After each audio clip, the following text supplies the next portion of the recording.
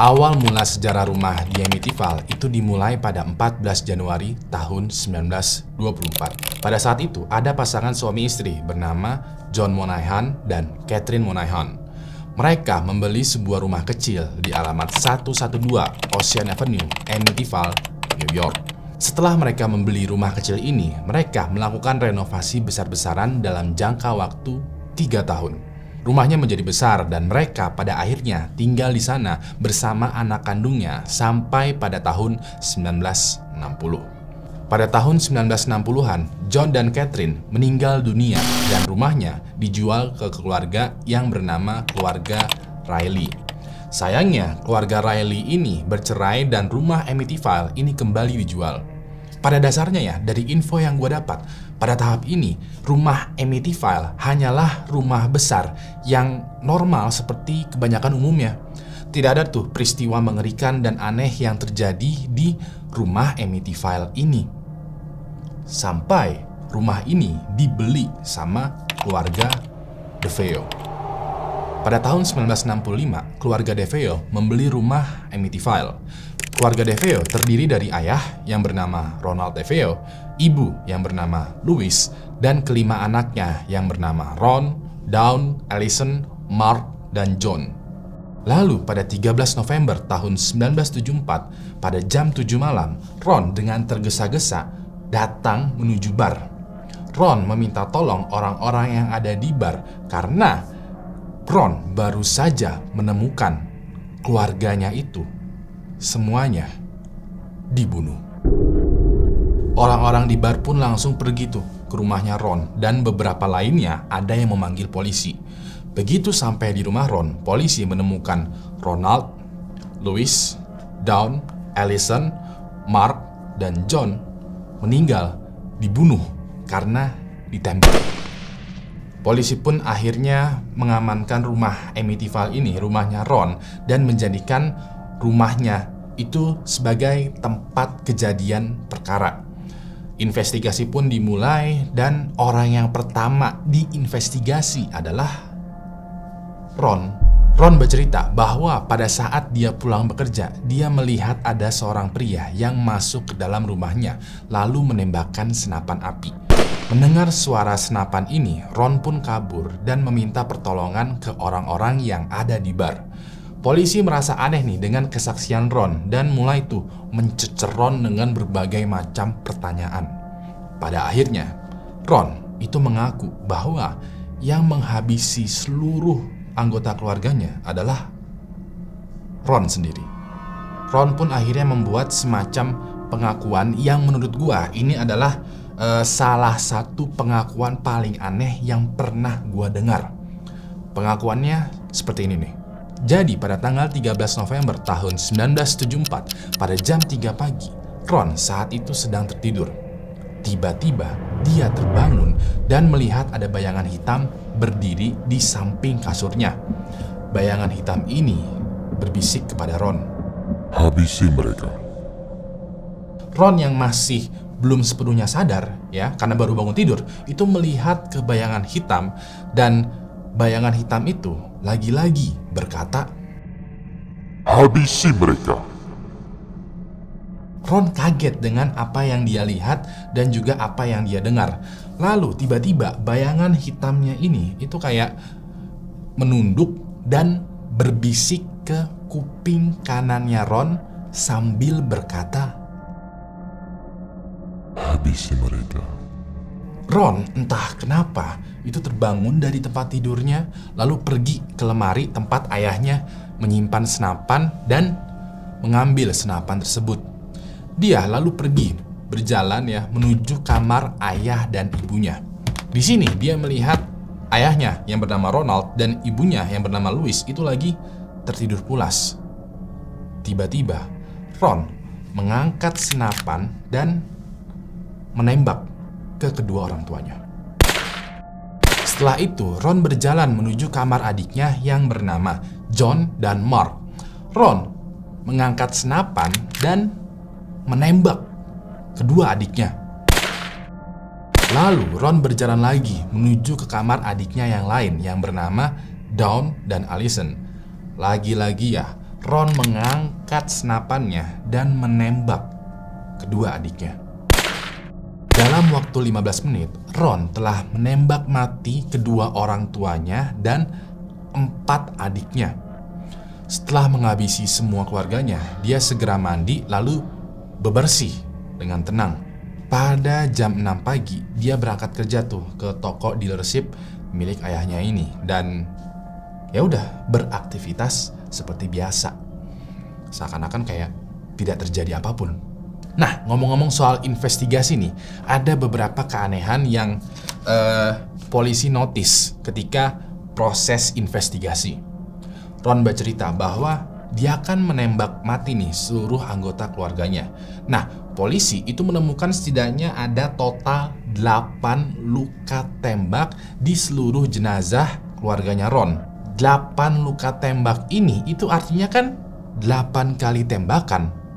Anehnya adalah pas polisi menginterview tetangga-tetangga Ron, tidak ada satupun tetangganya Ron pada pagi itu mendengar suara tembakan. Padahal ya, suara dari tembakan itu bener-bener gede dan nyaring banget. Polisi pun mengetes teori ini dan mencoba menembakkan senapannya di rumahnya Ron. Ya, sekali nih. Hasilnya adalah suara tembakannya itu beneran keras banget. Sampai-sampai polisi yang berjarak 1 km dari rumahnya Ron itu masih mendengar suara tembakan dengan jelas. Walaupun begitu, anehnya ya, tetangga-tetangganya yang ada di sekitaran rumahnya Ron itu tidak mendengar suara tembakan sama sekali. Sekalipun enggak ya. Padahal Ron ini itu udah nembakin senjatanya, senapannya sebanyak 8 kali. Keanehan lainnya adalah posisi dari jenazah keluarganya Ron.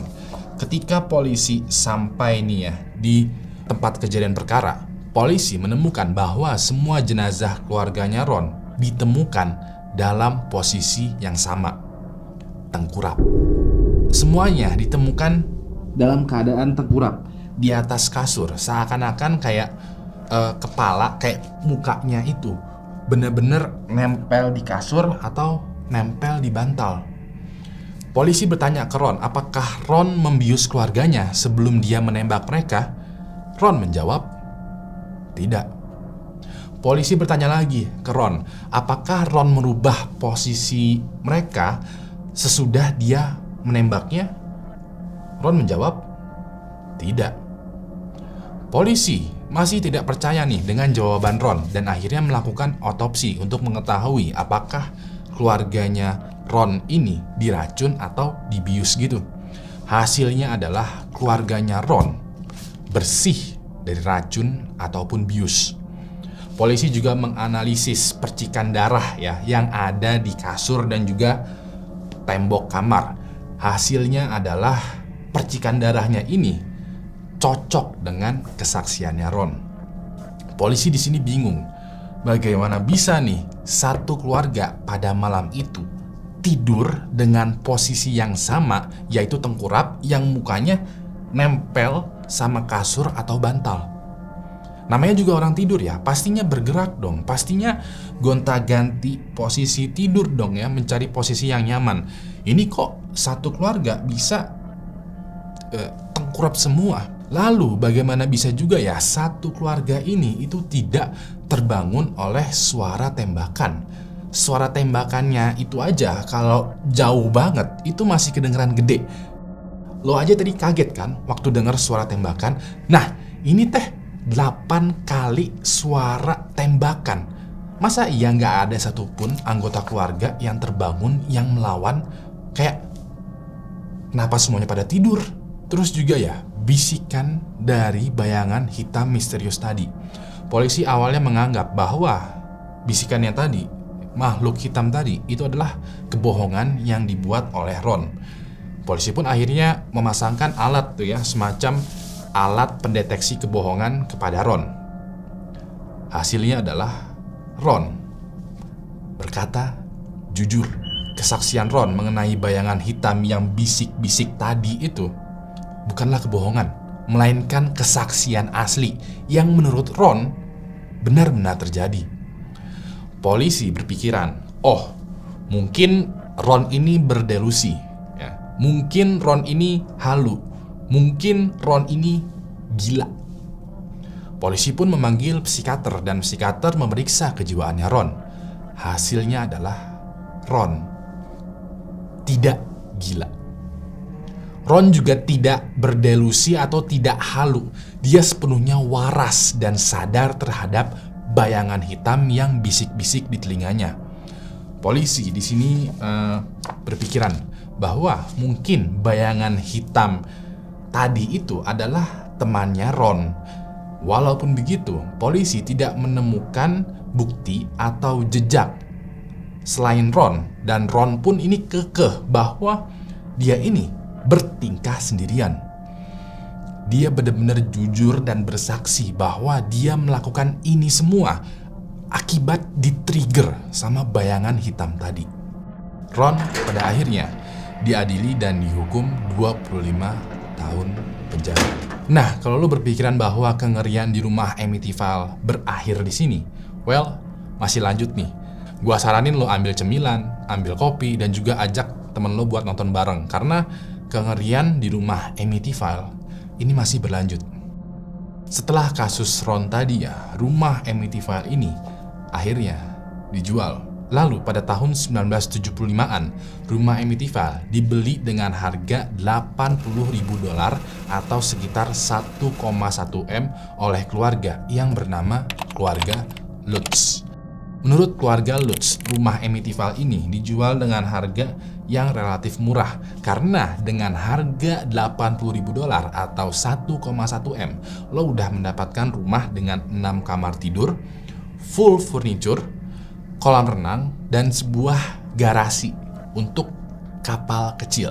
Keluarga Lutz pada saat pembelian rumah Amityville ini juga sadar, tahu, dan paham dengan kasusnya Ron kemarin. Cuman mereka kayak tidak begitu mempedulikan kasus Ron dan memutuskan untuk membeli lalu pindah ke rumah Amityville. Alhasil keluarga Lutz yang terdiri dari George Lutz, Kathy Lutz, dan 3 anaknya tinggal di rumah Amityville ini. Nah, pas awal-awal pindahan, keluarga Lutz itu meminta seorang pendeta untuk melakukan semacam ritual pembersihan di rumah Amityville. Pas pendeta sedang melakukan ritual pembersihan di lantai 2, di kamarnya Ron dulu, pendeta ini mendadak kabur. Menurut kesaksiannya, sang pendeta itu mendengar suara bisikan di kuping kanannya. Suaranya ini bilang, Keluar dari sini. Untuk keluarga Lutz ini merupakan permulaan yang cukup aneh ya. Walaupun begitu, keluarga Lutz udah kekeh nih, pengen tinggal di rumah Amityville. Nah, kejadian aneh yang terjadi di rumah Amityville ini bukan hanya itu aja. Ada banyak kejadian aneh yang terjadi semenjak keluarga Lutz pindah ke sana. Pas awal-awal tinggal di rumah Amityville, Kathy, ya, istrinya George ini notice bahwa kepribadian George itu mulai berubah. Dia yang tadinya adalah sosok suami idaman, pebisnis sukses, dan ayah yang penyayang, itu berubah menjadi suami yang kasar, pemalas, dan ayah yang cuek. George kepribadiannya itu berubah seakan-akan dia berubah menjadi Ron. George juga notice bahwa dia sering melihat nenek-nenek berkeliaran di rumahnya. Pas George samperin nenek-nenek itu, entah kenapa ya, nenek-nenek ini berubah menjadi istrinya. Anaknya George yang masih kecil, yang perempuan, pada suatu malam itu pernah gak mau tidur. Pas George dan Kathy bertanya kepada anaknya kayak, kenapa kamu gak mau tidur? Anaknya ini bilang, aku mau main sama Jody. George dan Kathy itu bingung kayak, Jody? Siapa Jody? Anaknya ini bilang, itu tuh anak kecil yang tidur di lemari. George dan Kathy ini tadinya berpikir bahwa anaknya mungkin imajinasinya tinggi, mungkin punya kelebihan dalam berimajinasi, ya, punya teman hayalan. Tapi mereka tepis pemikiran ini karena sebelum mereka tinggal di rumah Amityville, anaknya tidak pernah tuh punya teman hayalan. Lalu entah kenapa ya, alarm jam mereka sering banget berbunyi di jam 3.15 subuh. Padahal ya, tidak ada satupun anggota keluarga yang menyetel alarm di jam tersebut. Hal ini menyebabkan seluruh anggota keluarga Lutz terbangun dan tidak bisa tertidur lagi. Lebih anehnya lagi adalah seluruh keluarga Lutz itu terbangun dari tidurnya dengan posisi tengkurap dan wajahnya itu menempel di kasur atau bantal. Kalau lo peka terhadap detail ini ya, keluarga Lutz ini terbangun persis di jam dan posisi seperti keluarganya Ron meninggal terbunuh. George juga pernah nih, pas malam-malam beberapa saat sebelum dia tidur, dia mendengar ada suara musik dari ruang tamunya di lantai 1. Pas dia cek ke bawah, suara musiknya mendadak berhenti dan ternyata tidak ada siapa-siapa di ruang tamunya. Walaupun begitu, George di sini notice dia menemukan karpet di ruang tamunya itu tergulung dan furniturnya itu kayak pada pindah ke pojok ruangan, seakan-akan di tengah ruangan itu kayak dipakai buat tempat berdansa. Yang paling aneh adalah ketika George menemukan kamar rahasia di basement rumahnya. Kamar rahasia ini berukuran kurang dari 1 kali 1 meter. Yang bikin aneh adalah kamar rahasia ini tidak tergambar di denah rumah. Jadi ya bener-bener rahasia. Lalu kamarnya ini juga temboknya dicat berwarna merah. Dan entah kenapa kamar ini mempunyai bau yang tidak enak. Padahal di kamar rahasia ini tidak ada benda atau barang apapun. Kejadian dan temuan-temuan aneh seperti tadi sering kejadian ke keluarga Lutz. Dan pas hari ke-28, keluarga Lutz memutuskan untuk pindah dari rumah Amityville. Kisah tragedi oleh keluarga Ron dan juga peristiwa atau temuan aneh oleh keluarga Lutz pada akhirnya dirangkum oleh seorang penulis buku yang bernama Jay Anson. Bukunya ini berjudul The Amityville Horror. Buku ini ternyata laku keras di pasaran dan menjadi salah satu the best selling book lah. Jay Anson sempat diwawancarai oleh media mengenai bukunya. Salah satu wartawan bertanya, ada nggak kejadian aneh yang terjadi pas menulis novel ini ya? Jay Anson menjawab, tidak ada. Tapi teman-teman penulisku punya kejadian aneh. Jay Anson bercerita bahwa 3 temannya itu mengalami kejadian aneh ketika sedang membantu Jay Anson menulis buku The Amityville Horror. Teman yang pertama, entah kenapa mobilnya tiba-tiba terbakar pas Jay Anson menyerahkan draft dari buku The Amityville Horror. Temannya yang kedua dan juga anaknya, entah kenapa mobilnya tiba-tiba tenggelam di danau beberapa saat setelah menerima draft naskah. Temannya yang ketiga, yang paling sial, ditemukan meninggal di dalam rumahnya karena entah kenapa rumahnya kebakaran. Walaupun seisi rumahnya kebakaran, draft dari buku The Amityville Horror selamat dari kobaran api. Cerita mengenai kisah mengerikan di rumah Amityville Horror ini menyebar luas ya melalui buku tulisan Jay Anson The Amityville Horror. Sampai-sampai ahli paranormal yang bernama Ed dan Lorraine Warren datang ke rumah ini. Setelah mereka melakukan penelusuran dan membuat konten di rumah Amityville ini, salah satu fotografernya Ed dan Lorraine yang bernama Gene Campbell itu iseng-iseng ngefotoin seisi rumah Amityville. Ternyata Gene Campbell mendapatkan tuh sebuah penampakan di salah satu fotonya. Foto penampakan ini merupakan salah satu foto penampakan yang paling terkenal dan mempunyai validasi gitu bahwa foto ini adalah foto real tanpa editan. Seperti yang lo lihat ya, di sebelah kiri foto terdapat wajah anak kecil yang sedang menengok ke arah kamera. Padahal ketika Gene Campbell mengambil foto ini, tidak ada tuh anak kecil di sana. Banyak yang bilang bahwa sosok anak kecil di dalam foto ini adalah penampakan dari adiknya Ron yang meninggal.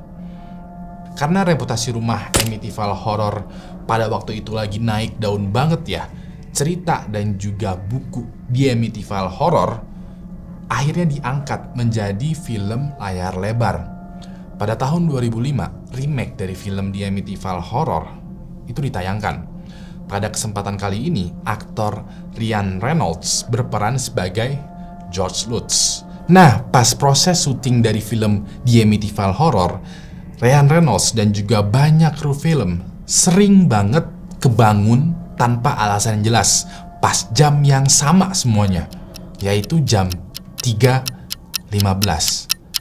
Jam dimana keluarga Ron semuanya terbunuh.